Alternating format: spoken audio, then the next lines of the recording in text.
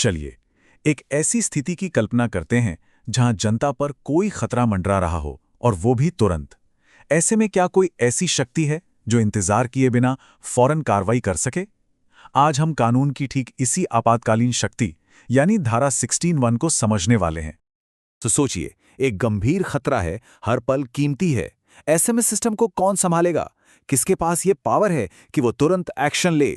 यही सवाल हमें उस कानून की तरफ ले जाता है जिसकी हम आज बात कर रहे हैं। देखिए, ऐसी ही इमरजेंसी सिचुएशन से निपटने के लिए भारतीय नागरिक सुरक्षा संहिता 2023 में एक खास प्रावधान है। और इसका मकसद सिर्फ रिएक्शन देना नहीं है, बल्कि खतरे को बढ़ने से पहले ही रोक देना है। ये धारा खास तौर पर उन आपात स्थितियों के लिए ही बनाई गई है जहां पूरी सुनवाई का इंतजार करने का मतलब एक बड़ी तबाही हो सकता है। और हां, एक बात पर ध्यान देना जरूरी है, ये एक निवारक उपाय है, मतलब सजा देने के लिए नहीं, बल्कि नुकसान होने से रोकने के लिए। तो सवाल ये है कि आखिर ये कौन सी शक्ति है जिसका इस्तेमाल एक मैजिस्ट्रेट इन नाजुक पलों में कर सकता है? चलिए इसे समझते हैं। इस पावर को कहते हैं निषेधाज्ञा या इंजंक्शन। इसे आप एक कानूनी स्टॉप सिग्नल की तरह समझ सकते हैं। ये किसी भी ऐसी एक्टिविटी को फौरन रोकने का आदेश है जिससे नुकसान हो सकता है, बिल्कुल एक इमरजेंसी ब्रेक की तरह। कानून में इस्तेमाल हुए ये शब्द बहुत मायने रखते हैं। ये इस पावर के इस्तेमाल के लिए एक बहुत ऊंची शर्त तय करते हैं।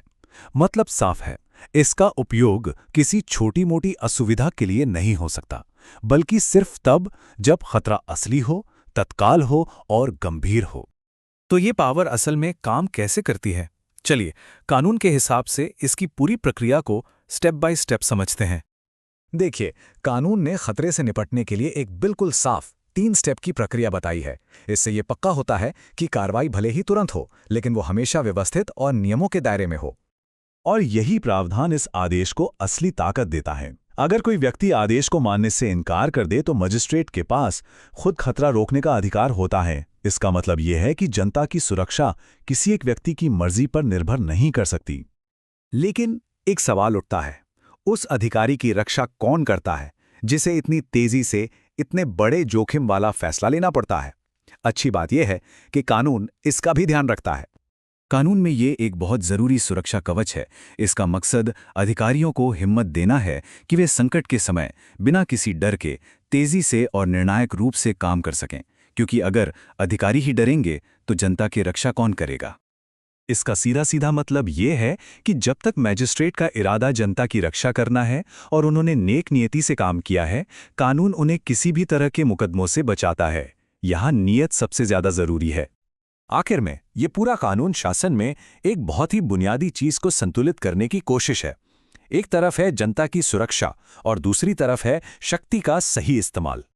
धारा 161 इन्हीं 2 जरूरी सिद्धांतों में एक बैलेंस बनाने की कोशिश है। ये इमरजेंसी में एक्शन लेने की पावर तो देती है, लेकिन साथ ही ये भी तय करती है कि इसका इस्तेमाल सिर्फ तभी हो जब जनता की सुरक्षा वाकई दांव पर लगी हो। कानून हमें एक फ्रेमवर्क तो देता है, लेकिन ये सवाल हमेशा बना रहता है और यही हमें इस सोच के साथ छोड़ जाता है कि एक सुरक्षित समाज के लिए हम अधिकारियों को कितनी शक्ति देने को तैयार हैं, और साथ ही हम ये कैसे सुनिश्चित कर सकते हैं कि उस शक्ति का इस्तेमाल हमेशा समझदारी से हो।